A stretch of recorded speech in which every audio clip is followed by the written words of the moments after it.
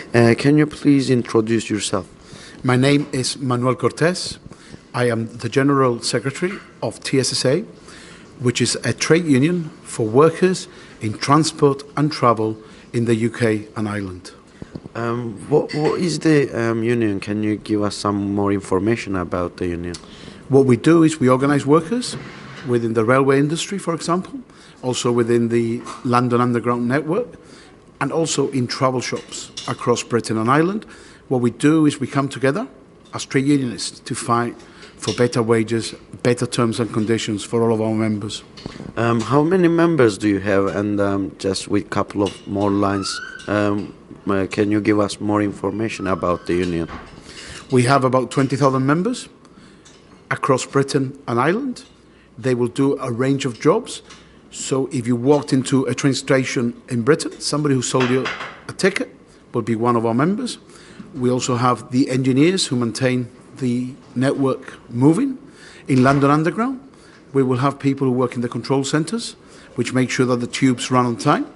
And of course, if you walk down the high street, either in the UK or Ireland, and you want to buy a holiday, the person selling it could be one of our members. How and when did you hear about the Kurds and Öcalan? Well, I've heard about the struggle in Kurdistan a long time ago, but most recently I was contacted by the campaign to free Öcalan. And of course, our union has a proud tradition of internationalism and standing up for the struggle of people across the world. So one of the things we are doing now is we are building and coming together with other people across Britain and Ireland to ensure that Öcalan gets released. Why did you decide to support the Freedom for Öcalan campaign?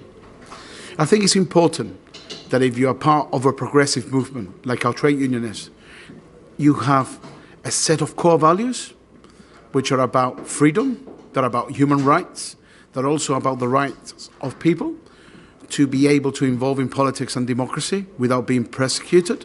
And we feel that what the Turkish state has been doing to the Kurdish people is oppressive. So we stand shoulder to shoulder with the people of Kurdistan. Do you think it's against the human rights? The Öcalan has isolation on him now, as he can't see the family and the lawyers as well. What would you like to say about this?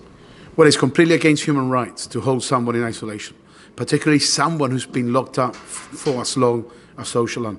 The Turkish government appears to have no respect for civilized human rights. What do you do for campaigning for now, and what is the plans for the next year for campaign?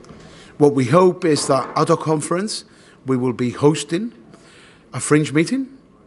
At that fringe meeting, many of our members who will be attending a conference will have a chance to find out more about what's happening in Kurdistan and what's been happening to Öcalan. I will be speaking at that meeting. I'm incredibly proud that I will be able to do so.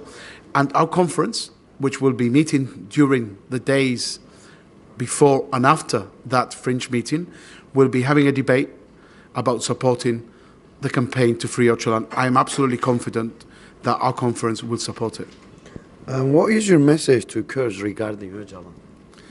My message to Kurds is that Öcalan is detained in subhuman conditions. His isolation is an affront to human rights, and as such, we are asking for him to be liberated. Do you think Mr. Öcalan is a key point to bring a peace in Middle East and its alternative ideology for the world as well?